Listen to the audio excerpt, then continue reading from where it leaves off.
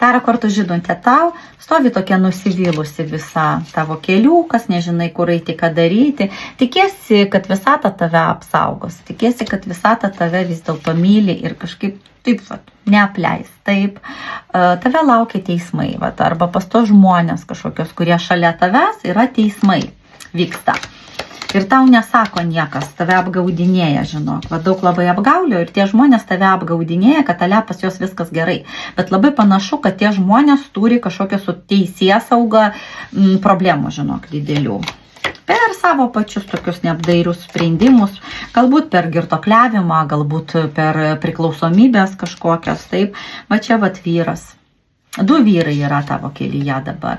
Vienas toks neapdairus, kitas irgi toks mėgėjas išgerti, nežinau. Kažkokie tokie, ir jie tave apgaudinėja. Jie sako, kad pas juos viskas gerai, bet taip, tai netiesa. Tu niekada nepagalvoji, galbūt dar yra gyvenime kažkokia šviesa ir nauja meilė tavo gyvenime. Mes visada galim užklausti taro kortą ir pamatyti per jos prizmę, ar yra naujų pažinčių, naujų santykių tavo gyvenime. Taip, o ne tik šitie 2 variantai, ne? Tai va, arba gali visada užsakyti mano puslapyje elana.lt. Skiltyje astrologija. Asmeninį astrologinį horoskopą. Per jos prizmę žvaigždės tau parodys, kokias perspektyvas tave laukia ateityje. Aplamai, ko pasisaugoti, kokią darbą rinktis, kaip pinigų užsidirbti, koks vyras eina į tavo gyvenimą, kurį pasirinkti geriausia, o kurį pasisaugoti. Astrologinis asmeninis horoskopas tau tai padės padaryti. Užsisakyk, būtinai bus tau naudinga.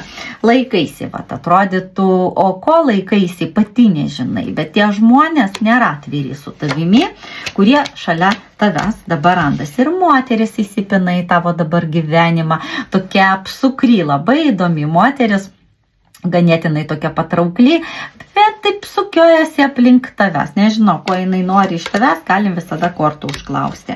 Taip, dar viena moteris, tokia vyresnė, galbūt darbe moteris, kuri irgi kažkokią įtaką tau daro, arba norėtų įtakoti tave, o tu galbūt jai nepasiduodi. Taip, nežinai, galbūt kaip ten elgti su ją. Nedaryk neapgalvotų sprendimų, nes dabar tavo kelyje, korto sako, visi kalavijo, tai reiškia neapgalvoti sprendimai barniai per kažkokius nesusipratimus.